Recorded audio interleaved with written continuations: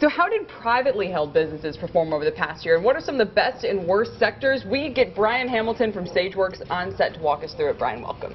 How's everything going? Good. Thank you so much for joining us. We don't focus on private companies. We're always talking about the publicly traded ones. What's the biggest difference in terms of, what does the basket of private companies tend to cover? Sure. Well, first, let's put it in perspective. There's 27 million privately held companies. There's only 5,000 publicly traded firms. So the vast majority of economic activity is generated by private companies, not public companies, as you know. The companies, most of the companies we cover represent sectors that have done very well. We cover about 1,200 industries.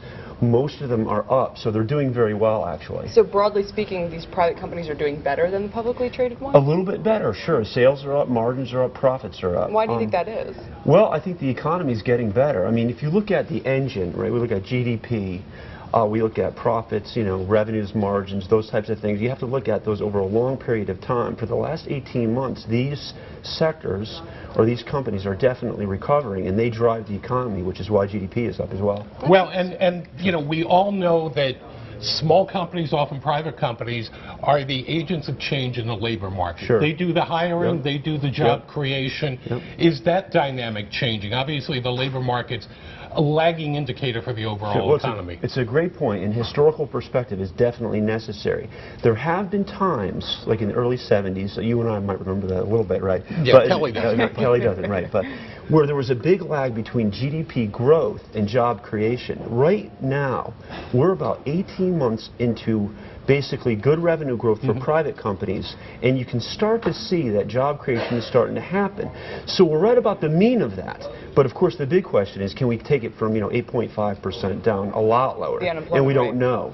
But most of those companies are doing very well. Well, and we thought it'd be interesting to ask you guys what some of the most and least profitable companies were last year for a sense of where that hiring and firing may be happening. So let's start with the ones that are struggling the most. And perhaps no surprise here, but a lot of them construction oriented. And why in particular is that? Well, here's what's going on. It's a great point. It's very interesting, right? Because their revenues are going up, but their margins are razor thin. And it makes sense because they're bidding out work at cost to keep in business, so their margins are super thin. If you're in the residential construction business or the commercial construction business, the plumbing business, anything like that, anything around real estate, your revenues are going up, but your margins are super thin.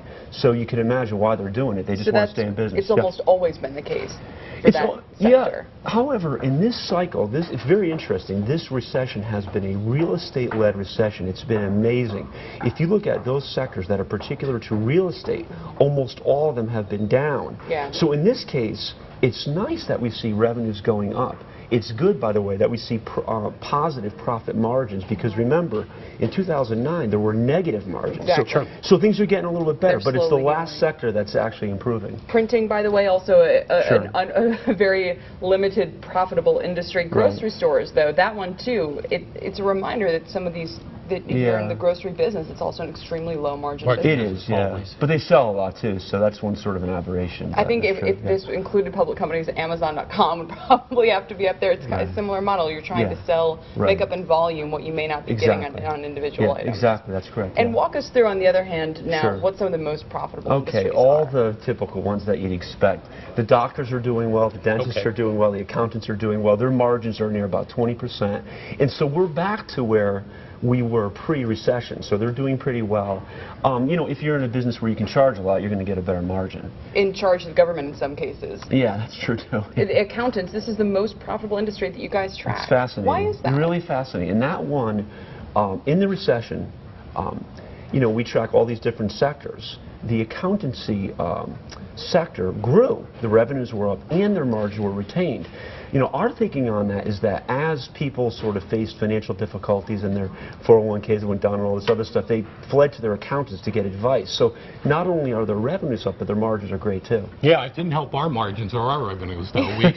We suffered along with everybody else, so they weren't necessarily turning to the Wall Street Journal. There's 1,200, so you're probably one of those other ones. Yeah, probably one of the others. Do these industries offer us a sense of where the hiring is happening? Well, right now, you kind of stepwise into this thing. The first large industry category that has grown, that creates a lot of jobs, is the retail sector. We were waiting for that. We were really waiting for that for a long time. Retail is up by about 3 to 4% over the last 18 months. That's a lot. because they create a lot of jobs. Residential construction, commercial construction, another huge segment. Their margins are thin, but the revenue is going up, so it's good for employment. And are these good, do we need to differentiate between good and bad quality jobs? We start to hear this now when people look at the employment figures and say, is it all retail and leisure, and are these good quality jobs? Well, that's a great question, so I'm going to not avoid it completely, but here's the truth, right? We have to look at traditional metrics for unemployment and employment. So if we start like dicing all that too much, then we're going to be using, comparing apples to oranges from 20 years ago. So we don't dive into that too much. The fact is, unemployment peaked at about 10%. It's down to 8.5. The trend is good, and that's very positive. However, your point's well taken. There are people who make legitimate arguments that a lot of these jobs are in or a lot of this job creation is around jobs that people don't want. Yeah, baristas at Starbucks, for instance. I don't know. Those might be highly competitive these days. Yeah, well, you get healthcare. You get healthcare benefits. One thing though. So what we do is we look at GDP, inflation, interest rates. We look at what's going on with these privately held companies. Those are all. It's sort of like a glacier move, right? Those are moving glacially the way we want them to. And so the unemployment rate, if it keeps ticking down, will be good. We don't know what's going to happen, but it going down is definitely a good trend. And what's the trend in creation of private businesses? Are we seeing an actual expansion of the number of businesses that are being... We are, it's interesting. It's become very vogue, as you guys know, you cover this all the time. It's very vogue now to be an entrepreneur. So we have a lot of confidence in the younger generation. People are creating businesses.